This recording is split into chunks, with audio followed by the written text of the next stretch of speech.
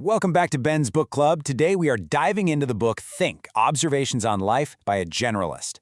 We're looking at a truly fascinating piece of source material for this explainer, one that tackles everything from the weird little quirks of our mind to the massive structural flaws of modern civilization. We're going to break down how looking at the world just a little bit differently might actually save our collective sanity. It's a short, sharp read coming in right around 140 to 160 pages, and what's really cool is it's specifically written for what the author calls pleasure thinkers, rather than, rigid academics. Okay, let's dive into this. First up, Ben's Book Club, Think. Then, the hyper-specialization trap, followed by psychology meets philosophy. After that, we'll look at diagnosing societal collapse, and finally, the Generalist blueprint. Section 1. Ben's Book Club, Think. An engineer's approach to philosophy. So the author, Rodney Choate, brings a super unique background to this. He's literally a philosopher-engineer by training. Just imagine that combination for a second. A practical, systems-based mechanical engineer teaming up with a theoretical, abstract philosopher to write a survival guide for modern society. Choate brilliantly strips away all that dense academic jargon and treats our messy human emotions almost like they're mechanical failures in an engine. When our psychology fails, he isn't just handing us moral platitudes, he's looking for the faulty gear that simply needs a tune-up. It's an incredibly practical way to view our own systemic blunders. Section 2. The Hyper-Specialization Trap. Why Experts Miss the Big Picture. Choate argues that we live in a society that absolutely worships hyper-specialization. You know the drill. We are constantly pushed to become the ultimate expert in one tiny, highly specific niche. But the book points out that specializing too early, or way too narrowly, creates massive cognitive blind spots. We get so zoomed in on our one little piece of the puzzle that we totally fail to see how everything else connects, and that leads to some really fundamental mistakes in how we understand reality. Now, what's really interesting about this is the contrast. A specialist goes incredibly deep but very narrow, meaning they often miss the big structural flaws of a whole system. A generalist, on the other hand, is someone who steps back. They're connecting the dots across history, science, human behavior. They see the macro level. In our modern information overload age where everything feels chaotic, adopting this broad, flexible generalist perspective isn't just about being a jack of all trades. Choate presents it as the absolute ultimate superpower for clear thinking. Section 3. Psychology meets philosophy. Bridging the knowing-doing gap. We've all experienced this, right? The knowing-doing gap. As Choate frames it, philosophy tells us exactly how we ideally should live our lives, but psychology explains why we constantly fail to actually do it.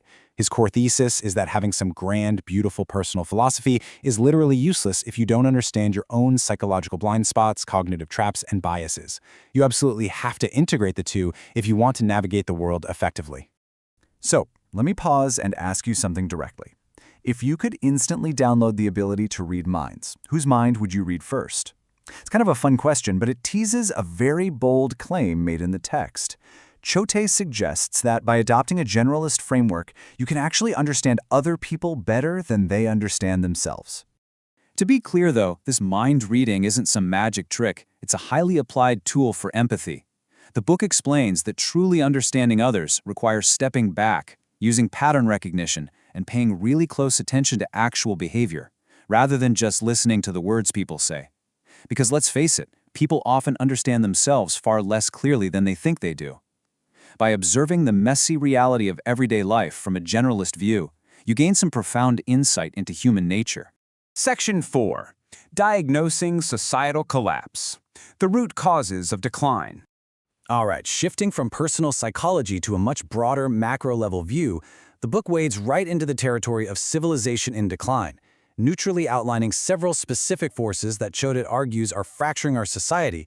He points to intellectual corruption among modern thinkers, widespread public indifference, instability within our social groups, and a general stalling of the humanities over recent decades. We're looking at this strictly as the author's engineering-like diagnosis of the structural flaws in our cultural engine. He goes as far as to state that the West is at the brink of collapse due to these specific factors. It opens up such a fascinating debate. Are we looking at the grim, mapped-out inevitability of a structural engineer inspecting a failing bridge? Or is this a passionate warning label? Something meant to shake a distracted public awake so we can fix our collective psychology. The author really positions it as both a diagnosis and an urgent call for better thinking.